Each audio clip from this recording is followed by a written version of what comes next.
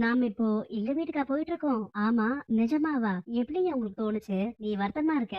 எனக்கு எப்படி அப்ப தோணாம இருக்கும்? நீ மிரட்டுனேன்னு ஒருத்தி உன்ன பத்தி வீடியோ போட்டால, அவளோட அப்பாவ இங்க வர சொல்லியிருக்கேன். அவளோட அப்பா நம்ம கார்மெண்ட்ஸ் ஃபேக்டரியில தான் மேனேஜரா வேலை பார்க்குறாராம். அவர்கிட்ட பேசி இந்த வீடியோ பஞ்சாயத்த முடிச்சு விட்டுறலாம். ஸ்டேஷன்ல எனக்கு இருந்த கெத்தே போயிடுச்சு மாமா. கவலைப்படாத சுரேஷ். அந்த பொண்ண உன்கிட்ட மன்னிப்பு கேட்க வைக்கிறேன். ராமமூர்த்தி, நான் உங்களுக்கு எவ்வளவு ஹெல்ப் பண்ணியிருப்பேன். உங்க வீட்டுக்கு லோன் வாங்குறதுக்கு, அப்புறம் உங்க பொண்ணோட காலேஜ் ஃபீஸ் இப்படி நெறைய உதவி நான் உங்களுக்கு பண்ணியிருக்கேன்ல. ஆமா சார். இவர் யாருன்னு தெரியுமா?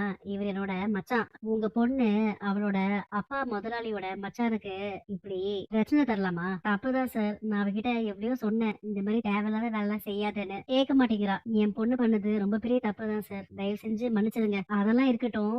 இப்போ பண்ண தப்ப நீங்க எப்படி சரி பண்ண போறீங்க? உங்க பொண்ணுகிட்ட சொல்லி அந்த வீடியோவ முதல்ல டெலீட் பண்ண சொல்லுங்க. அது மட்டும் இல்லாம அந்த வீடியோல இருக்கிறதெல்லாம் பொய்ன்னு சொல்லி உங்க பொண்ண இன்னொரு ஒரு வீடியோ போட சொல்லுங்க. அதுக்கப்புறம் என் மச்சான் கிட்ட வந்து மன்னிப்பு கேட்க சொல்லுங்க. என் கண்ணு முன்னாடியே போட்டு எப்படி அடிச்சிருக்காங்கன்னு பாருங்க மாப்ள.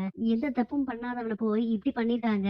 ரொம்ப சாரி அத்த. நடந்த எல்லாத்துக்கும் நான் உங்ககிட்ட மன்னிப்பு கேட்டுக்கிறேன். நமக்கு நிறைய பிரச்சனை வந்திருக்கு. அப்பெல்லாம் நம்ம சொந்தக்காரங்க கூட நமக்கு உதவி பண்ணல. ஆனா தங்கராஜ் சார் நமக்கு அவ்வளவு ஹெல்ப் பண்ணிருக்காரு. உங்க ஓனரே ஒரு பெரிய ஃப்ராடுப்பா. மத்தவங்க விஷயத்துல அவர் என்னமோ பண்ணிட்டு போட்டோம். ஆனா நம்ம கிட்ட அவரு நல்லா தானே நடந்துக்கிறாரு. நீ முதல்ல அவர்கிட்ட போய் மன்னிப்பு கேளு. அதுக்கப்புறம் நீ போட்ட வீடியோவை டெலீட் பண்ணு. என்னோட காலேஜ் ஸ்டூடெண்ட்ஸ் எல்லாரும் என்ன நம்புறாங்க.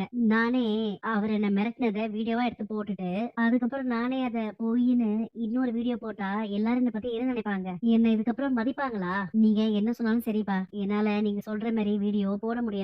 அந்த எஸ்ஐ கிட்ட மன்னிப்பும் கேட்க மாட்டேன். தயவு செஞ்சு அப்பா சொல்றது கேட்டு இந்த பிரச்சனைய முடிவுக்கு கொண்டு வா. இப்பதான் அப்பா கூட வேலை பார்த்தவங்க எல்லாம் மாலை மரியாதையோட அவரை கொண்டு வந்து விட்டுட்டு போறாங்க. இவ்வளவு வருஷம் வேலை பார்த்தவரு இன்னைக்கு ரிட்டையர் ஆயிருக்காரு. நீ வீட்டுல இருந்திருக்கலாம்ல. அப்பாவோட ஃப்ரெண்ட்ஸ் எல்லாம் வரும்போது நீ இருந்திருக்கலாம்லப்பா.